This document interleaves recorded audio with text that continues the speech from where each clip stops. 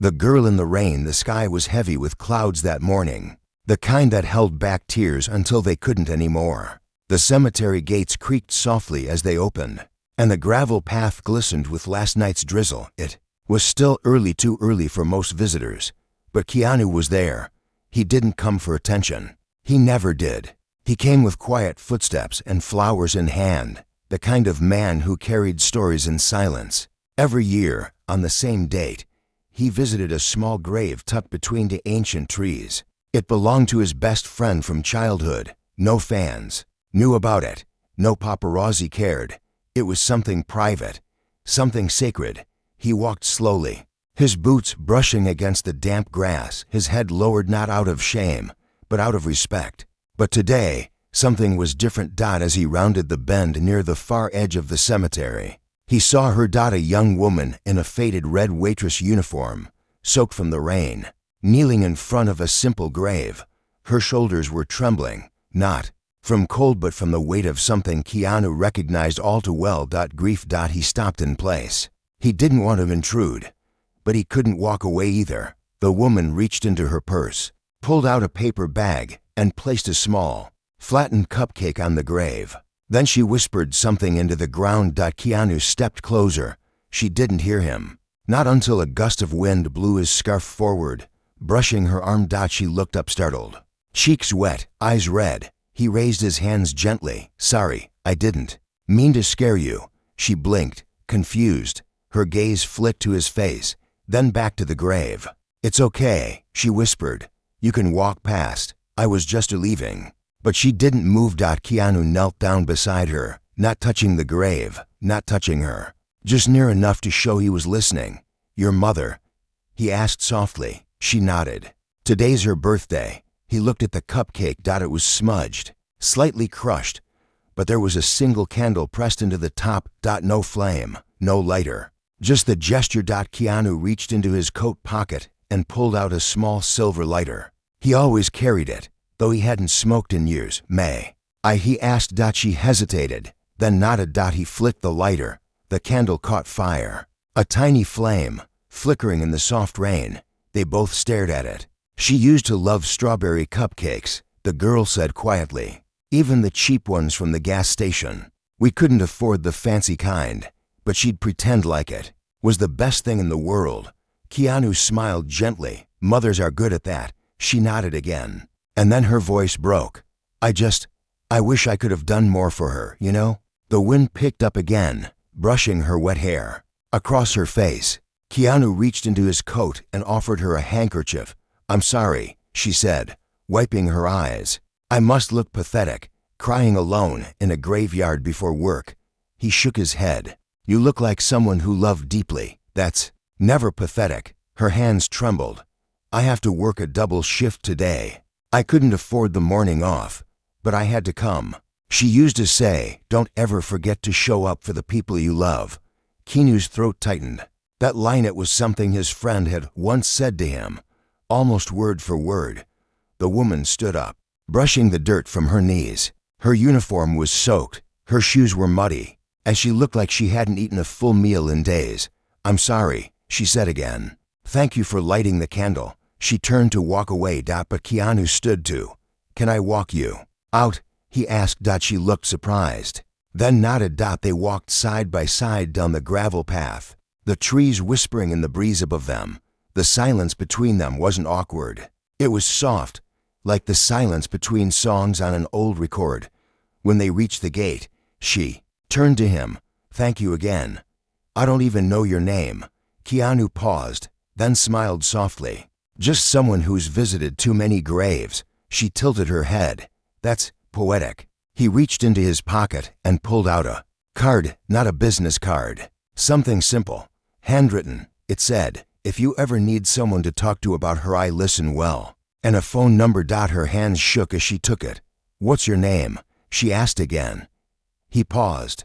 Keanu. Her eyes widened, but she didn't say the word, didn't ask the question most people would. She just nodded. I'm Lucy. Keanu smiled. Nice to meet you, Lucy. And then she was gone, walking down the street in the rain. He stood at the gate for a moment longer, watching the flicker of her candle from afar, Asterisk asterisk that night, Lucy's shift at the diner was brutal. The coffee machine broke. A customer yelled at her over cold eggs. A manager whispered something nasty behind her back. And still, she smiled through it all. Because today was her mother's birthday, and nothing could ruin that. But as the clock neared midnight, she sat in the back room, alone, watching the rain hit the window. She pulled the card from her pocket. Stared at the number. Hesitated. Then sent a message. Hi, this is Lucy, the girl from the cemetery. Thank you for being kind today. I just wanted to say that. She didn't expect a reply, but one came.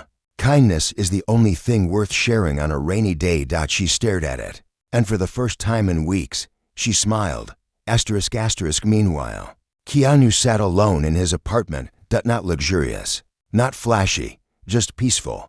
He looked at his own photo of his mother, tucked beside the bookshelf, and whispered, "You'd like her." Then he leaned back in his chair, closed his eyes, and let the silence settle in. Asterisk asterisk. Across the city, Lucy put out the last plate at her table, hung up her apron, and stepped outside. The rain had stopped, but the candle on her mother's grave was still burning. Asterisk. 2 cups of coffee. The next morning, Lucy woke up before the sun. Her room was small, tucked above an old grocery store, and the thin window rattled every time a bus passed by. She lived alone now. The silence used to scare her. But after the cemetery, after meeting Keanu, it felt different. Like the silence wasn't empty anymore. Like it was listening. She rolled out of bed and stepped into her worn-out sneakers. The scent of instant coffee drifted from her kitchenette, but she ignored it today. She felt a strange pull, like she needed something else, someone else. She looked at her phone. There was a message waiting. "If you're free before work, meet me at the bench near the East Garden, 7 a.m. No pressure. It was from Keanu. She stared at it. Her heart jumped a little, unsure why. Asterisk asterisk. Keanu had been waiting there since 6:30. Not because he was eager, but because he always arrived early when something mattered. He sat on the wooden bench, facing a patch of green that most people ignored. There was a statue nearby, an angel with broken wings. It reminded him of his mother, not because she was broken, but because she had protected him, even when life gave her nothing in return. He held 2 paper cups of coffee in his hands, one black, one with cream and sugar. He didn't know how Lucy took her coffee, but something told him she'd choose the sweeter one. At exactly 7:01, he saw her. She approached slowly, her red waitress uniform hidden under a thrift store jacket, her hair tied up, her steps soft. "I didn't think you'd actually show," she said, voice almost shy. Keanu stood and offered the cup with cream and sugar. "I had a feeling you'd want this one." She smiled, surprised. "Lucky guess." He nodded. "Maybe." They sat. The bench creaked beneath them, but the silence did in single quotes t. For a long while, they just sipped. Watching the world wake up around them. Asterisk asterisk. After a few minutes, Lucy spoke. "You come to that cemetery often?" Keanu nodded. "Every year." "Same date?" "Who is it for?" He looked down at the lid of his cup. "My best friend. We grew up together. He was like my brother." Lucy's voice lowered. "I'm sorry." "Don't be," Keanu said gently. "He lived fully. He laughed more than he cried. And he reminded me that even quiet people can leave loud echoes." Lucy looked at him. "Is that why you sat with me?" Keanu shrugged. "Maybe I saw something familiar in your grief." She sipped slowly. "I don't think anyone's ever done that for me before. Just sat. No advice, no fixing. Just there." Keanu nodded. "Sometimes presence is louder than words." Asterisk asterisk. They talked more that morning. About little things. Lucy told him about the diner, the tips, the mean customers, the few kind ones. How her mother used to pack her lunches even when they couldn't afford lunchboxes. How she used to hum while folding laundry. How cancer took her to fast. Keanu listened. Really listened. And when Lucy finally looked at her watch, she panicked. "I'm gonna be late." Keanu stood with her. "How far is it?" 15-minute walk. He looked around, then smiled. "Let's make it 10. Asterisk asterisk. They walked fast, coffee in hand, wind in their hair. As they reached the diner, Keanu paused in front of the door. "You Want me to come in?" he asked. Lucy laughed. "Nah. They'll think you're here to fire someone or buy the building." "What if I'm here for pie?" She raised an eyebrow. "We don't serve pie. Just regrets and undercooked pancakes." Keanu smiled. "I'll take one regret to go." She held the door handle, then looked back. "Thank you.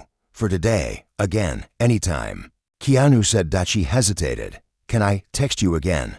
His answer was simple. "You never have to ask." Inside, Lucy felt different. The customers still complained. The manager still barked. But the weight on her shoulders had shifted. There was something else now. A thread of kindness tugging at her heart. Meanwhile, Keanu walked the long way home. Past old bookstores. Past music shops with dusty guitars in the window. He stopped by a small flower stall. Picked up 2 white lilies. One for his friend's grave. And one for someone else. He didn't know who yet, but something told him the time would come. That night, Lucy returned home to find a small envelope taped to her door. No return name. Just her name, handwritten in soft pencil. Inside was a single note. "You showed up. That's more than most." And taped to the corner, a diner receipt. From that morning. With a $500 tip. Her eyes filled with tears. She knew who it was. She didn't need a name. But that was just the beginning. Because the next day, something happened at the diner. A man walked in, not rich, not famous, just tired. He sat at her table. Lucy smiled at him and said, "You look like you need more sugar than coffee." He laughed. And from the other end of the room, Keanu watched hidden behind sunglasses, sipping quietly at the counter. Because sometimes, you don't have to be seen to make someone feel known. And sometimes, a small ripple becomes a wave. Ripple turns into a storm. The next morning, Lucy opened the diner door with the same key she'd used for 3 years, but today, it felt heavier in her hand, not because the key had changed, but because she had. Her eyes drifted to table 9. It was empty now, but yesterday it had held something new, something gentle. A customer who didn't complain, who didn't rush, who just smiled and left a generous tip. She had smiled more during that shift than she had in months. And now she knew why. It wasn't just kindness. It was Keanu's presence, his silent way of telling her that she mattered. Around lunchtime, a woman came in with a crying toddler. The woman looked like she hadn't slept in days. Lucy approached gently, crouched next to the kid, and asked, "You want some pancakes with a smiley face on them?" The boy sniffled and nodded. The mother looked stunned. "Most waitresses get annoyed," she whispered. "Thank you," Lucy smiled. "Someone showed me what kindness can do. Now it's my turn." While she refilled coffee mugs and scribbled orders, she didn't notice the man sitting quietly near the window. He wore a baseball cap and sunglasses, didn't speak much, just watched. But when he left, the tip he gave was exactly $500. Again, with a small napkin folded next to it. On the napkin, a drawing of a candle. Lucy's breath caught in her throat. She knew the symbol, the candle on her mother's grave. She ran outside, heart pounding, scanning the street. But he was already gone. Later that night, she sat on her rooftop with a blanket wrapped around her, her phone resting in her lap. Her fingers hovered over his number. And finally, she typed, "I saw the napkin. I remembered the candle. Thank you for seeing me when nobody else did." A few minutes passed. Then came his reply, "I see you because you remind me of someone I lost, someone brave." She stared at the message for a long time. Then replied, "I'm not brave. I'm just trying to keep going." His next reply came quickly. "That's what bravery is." The next morning, Lucy returned to the graveyard with 2 cupcakes this time. She lit 2 candles, one for her mother and one for Keanu's friend. She didn't know his name, but she placed the second cupcake beside the first and whispered, "Thank you for sending him to me." Keanu stood quietly a few yards away, hidden behind a tree, watching her from a respectful distance. He didn't want her to know he was there, not today. This moment belonged to her. But as he turned to leave, he saw something he didn't expect. An older man in a suit, angry, shouting into a phone near the cemetery's edge. He wasn't mourning. He was pacing, red-faced, spitting out words like poison. I told you already, sell the land. I don't care who's buried here. Keanu froze. His heart dropped. Sell the land. Asterisk asterisk that night. Keanu made a few quiet phone calls. He didn't have social media, didn't care for the noise of the world, but he had something better, a circle of friends who trusted him. One of them was a local lawyer. One was a journalist. One was a groundskeeper. And all three owed him favors. Within 24 hours, he learned the truth. The cemetery had been bought by a private company. The new owner wanted to tear it down, build condos. Most graves would be relocated, but some those without known family would be forgotten, including Lucy's mother. Asterisk asterisk. Keanu sat alone that night, holding the phone in his hand, wondering how to tell her. How do you tell someone that their last connection to the person they loved is about to be destroyed? His thumb hovered over her number. But he didn't press it. Not yet. Asterisk asterisk. The next day, Lucy saw him waiting at the bench again. But this time, his expression wasn't calm. It was unsure. Is everything okay? She asked, sitting beside him. He took a breath. I found out something, and you deserve to know. He told her everything, gently. Clearly, he didn't hide the details, didn't sugarcoat it. Lucy didn't speak for a long time. She just stared at the ground, hands in her lap, eyes wet but unblinking. They're going to move her, she whispered. Keanu nodded. Yes, unless someone stops them. Lucy stood up. Her voice cracked. I don't have power. I don't have money. I'm just a waitress. Keanu stood too. You're not just anything, he said. You're a daughter who showed up. That's more than most people ever do. She looked at him, broken. What can I do? Keanu placed a hand on her shoulder. Sometimes the world needs someone to scream. Lucy blinked. But you always tell me silence is strength. It is, Keanu said. But sometimes silence comes after the scream. First, you stand up. Asterisk asterisk. That night, they worked together. Keanu helped her draft a letter. He helped her find a lawyer who worked pro bono. And when Lucy asked, why are you doing this for me? Keanu replied softly, because someone once told me, if you love someone, you show up, even if they're gone. Asterisk asterisk. 2 days later, Lucy stood in front of the city council. Her hands were shaking, but her voice was clear. This cemetery is not just land. It's memory, it's love. It's where my mother rests, and where I learned to be brave. There were murmurs, cameras, people recording. Lucy didn't flinch. Because behind her, in the last row, Keanu sat quietly. Not in a suit, not as a celebrity, but as someone who showed up. And that was enough. Asterisk asterisk. The city delayed the demolition. Public pressure grew. The story went viral. Waitress fights to save mother's grave with help from Hollywood star. Lucy's face was everywhere. But she didn't care about fame. She cared about her mother. And now, the world cared too. Asterisk asterisk. Later that week, Lucy sat beside her mother's grave again. She lit the candle. This time, it didn't flicker. This time, the flame burned strong. And beside her, Keanu whispered, you did it. She shook her head. We did it. Asterisk. A name written in light. Days passed, and the cemetery stayed standing. The demolition was paused indefinitely. The public backlash was louder than the developers expected. Social media flooded with support. People from all over the city came to visit, some to grieve, some to protect.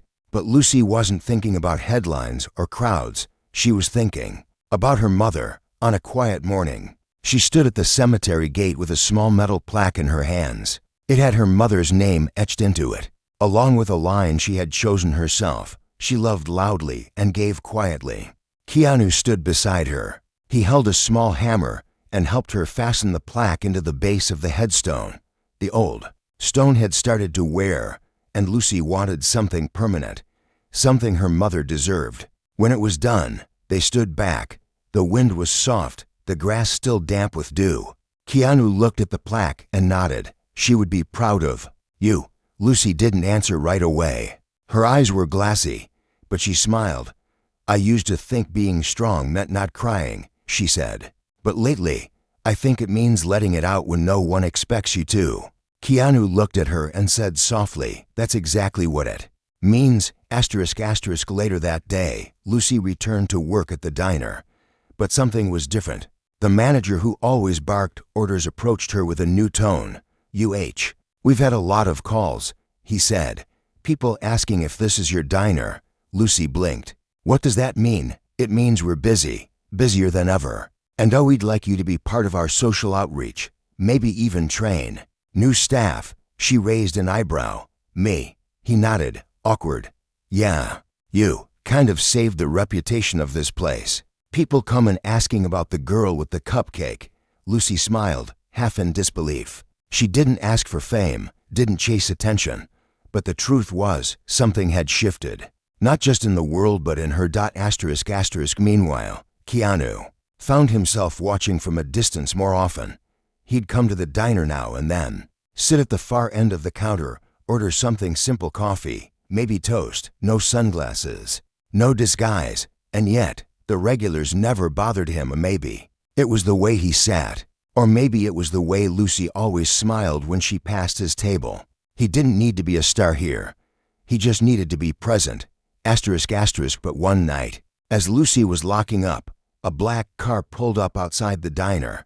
The windows tinted, the engine humming. A man stepped out, dressed in a suit that looked expensive and stiff. He carried a folder and a flat, forced smile. Lucy Hart, he asked. She nodded, cautious.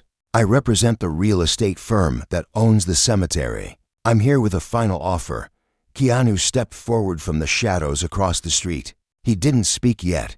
Just watched. The man continued. We've been advised to settle. Quietly. We're offering a cash payout and full relocation of your mother's remains to a private memorial park. You'll have your own section. Engraved stone. Flowers for life. It's respectable. Double quotes. Lucy looked at him. You want me to sell her memory? We're offering closure. You're offering convenience, she said flatly. Keanu walked closer now. He stood beside Lucy, arms crossed, voice low but calm. You think everyone can be bought, he said. But grief doesn't sign contracts. The man shifted uncomfortably. With respect, Mr. Reeves, this isn't your concern. Keanu stared at him. It became my concern the moment you decided someone's grief was an obstacle to your profit. The man paused, looked between the two of them, then scoffed, climbed into his car, and drove away. Lucy turned to Keanu, stunned. How did you do that? She whispered. I just stood still, he replied. A few nights later, Lucy invited Keanu to her rooftop. For the first time, they sat onto old chairs, a string of dollar store lights glowing between them. The city lights sparkled below, but up here, everything felt quiet. Lucy handed him a cup of tea. You're not like I imagined, she said honestly. Keanu took a sip and smiled. How did you imagine me? Lonely, she said. Broken. Closed off. He nodded. I've been all those things. But now, he looked up at the stars, then said, now, I'm learning how to be found. Lucy stared at him. You ever think people like us don't get happy endings? She asked. He turned to her. Maybe not the ones we expect, but we can still make peace with the middle. That weekend, Lucy hosted a small memorial at the cemetery. Nothing big, just a few close friends. A small folding table with tea and cupcakes. One by one, people shared stories of their loved ones. And when it was her turn, Lucy stood and spoke about her mother. But she didn't cry, not because she wasn't sad, but because she finally knew grief didn't mean you stopped living. It meant you loved deeply. And she would never apologize for that. After the last candle flickered out, Keanu stepped forward and handed her something wrapped in a cloth. What's this? She asked. Open it. She unfolded the cloth to reveal a small wooden box. Inside, a smooth stone. Her mother's name engraved across it.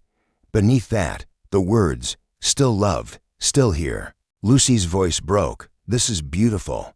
Keanu looked at her gently. So was she. As the sun went down, they stood side by side. To people brought together by loss, held together by kindness. And standing still in a world that never stops moving. A voice louder than grief. The rain returned the next morning. Soft, at first, barely touching the pavement, but by noon, The city was soaked. Umbrellas bloomed like flowers on every sidewalk, and cars moved slowly through puddles as if the whole world had agreed to breathe slower. Lucy sat inside the diner with her chin resting on her hand, staring out the window. Table 7 was empty, Keanu's usual seat. He hadn't come today. Not that he promised to, but she had grown used to seeing him, to hearing his quiet footsteps, to the soft nod he gave as he sipped his coffee. She checked her phone. No message. Nothing. Her heart tried to stay calm. He's probably just resting, she told herself, or maybe working, but something felt off.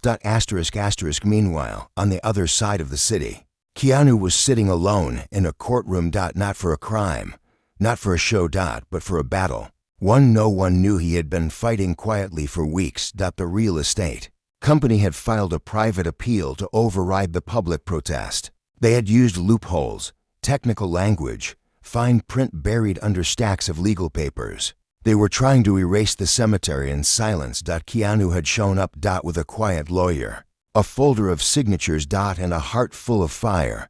He didn't speak much during the hearing, but when the judge asked for closing remarks, Keanu stood. His voice was steady. His tone soft. But every word struck like thunder. This isn't about land, he said. It's about memory, about dignity, about the sacred places where love still lives, even after life has gone. The courtroom went silent. The people buried there, they aren't just names. They are mothers, brothers, friends. They are stories, and no one has the right to silence them for profit. The judge didn't respond right away, but Keanu had done what needed to be done. Not for cameras, not for headlines. But for Lucy. For her mother. Back at the diner, Lucy's phone buzzed. A single message. Meet me where it started. Now. No name. No details. But she knew. She ran through the rain without thinking. No umbrella. No coat. Just a memory guiding her feet. She reached the cemetery gate, soaked and breathless. Keanu was standing there, his hoodie damp, hair clinging to his forehead, eyes tired but smiling. You're late, he said. She laughed through a breath. You didn't say what time. He nodded toward the grave. A new sign was posted beside it. Protected land, historical and cultural value, no construction permitted. Lucy gasped. You did it. She whispered. We did, Keanu said.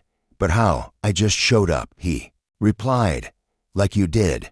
Her eyes filled with tears, but not from sadness. This was something else, something lighter. She threw her arms around him without warning. For a moment, he didn't move.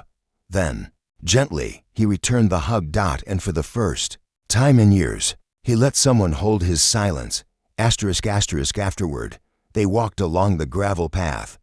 How do you do it? Lucy asked. How do you stay so calm? Keanu thought for a moment. I used to think pain was something you buried, he said. But the truth is, pain's just proof you loved something enough to miss it.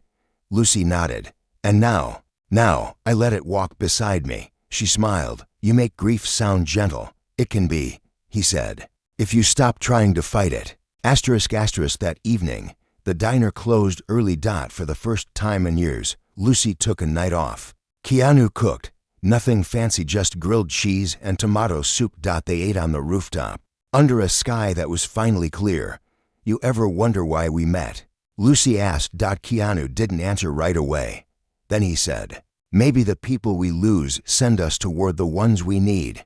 Lucy stared at him, and something inside her settled. Not like an answer, more like peace. As the stars bloomed overhead, Lucy pulled a small box from her coat.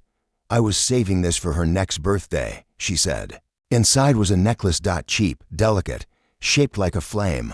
I never got to give it to her, she whispered. Keanu held it gently in his palm. It's not too late, he said.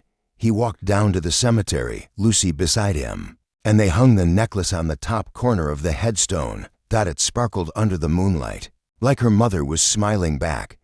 Before they left, Lucy asked one final question. Do you believe in signs? Keanu looked up at the sky. Just then, a shooting star streaked across it, fast, bright, gone in a blink. He turned to her and smiled. I do now. Asterisk the candle never goes out. A year passed. Seasons changed. The city moved on. Buildings were built, streets were repaved, new people arrived, and old faces disappeared. But the cemetery still stood, untouched, respected, protected. Because one woman believed her mother's memory mattered, and one man chose to stand beside her when the world tried to erase it. Lucy was no longer just a waitress.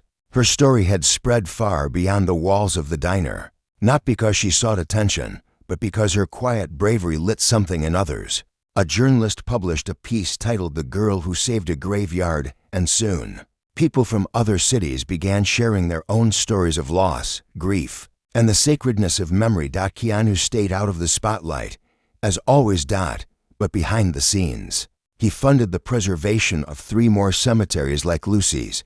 Each one had been threatened. Each one had people buried with no family left to fight for them. Now, they were safe, and no one knew it was him. No press. No credits. Just kindness in the dark. On the anniversary of her mother's passing, Lucy returned to the cemetery. This time, she wasn't crying. She brought 2 cupcakes again, one for her mother, and one for Keanu's friend. The candles flickered side by side in the breeze. As she lit them, a soft voice behind her said, "Still strawberry?" She turned. He was there. Keanu, wearing the same old hoodie, hands in his pockets, smile warm and familiar. "Of course," she said. "Some things don't change." They sat together in the grass, just like they had that first morning, quiet, present, breathing with the earth. Lucy looked at him. "Do you still miss him?" Keanu nodded. "Every day." "How do you carry it?" He glanced at the candle. "I don't carry it," he said. "I walk beside it." Double quotes. Lucy smiled. "That's what you told me once." "Because it's still true," he said. After a while, Lucy stood and reached into her coat. She handed him a folded piece of paper. "What's this?" he asked. "Something I wrote. For you." He opened it. Inside was a single line. "When the world tried to blow out my candle, you brought me a flame." Keanu didn't speak. He just folded the note carefully, slid it into his jacket, and placed his hand over his heart. "Thank you," he said. From that day forward, they kept in touch, but not constantly. They didn't need to talk every day. Some friendships are like rivers. They flow without being watched. They keep moving, even in silence. Lucy started volunteering at a local hospice. She sat with people in their final days, held hands, listened to stories, lit candles when they passed. One of the nurses once asked her, "How do you stay so calm around death?" Lucy smiled. "Because someone once taught me that grief is love with nowhere to go, and now I know where to take it." Keanu kept living his life. He made movies.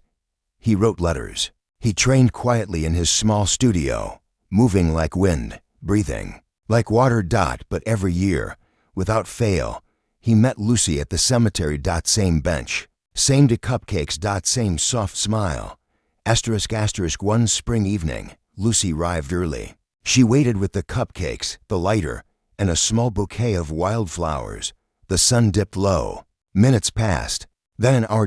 No Keanu. She tried to stay calm. Then finally, a message arrived. "Sorry I'm late. Had to stop and light a candle for someone else." She smiled, eyes filling, because that's who he had become. Someone who lit candles. Even when his own hands were shaking. As the stars emerged overhead, Lucy whispered toward the grave, "You were never forgotten." And just beside her, Keanu arrived, his jacket damp from the evening breeze. He sat down beside her without a word. And for a while, they said nothing. Because when grief becomes peace, and pain becomes purpose, words aren't needed anymore. Across the world, in places they would never visit, people now lit candles. For strangers. In honor of mothers. And friends. And stories that still mattered. Because one waitress cried alone in a cemetery, and one man chose to kneel beside her. And though the candle on that grave eventually burned out, the light it started never did.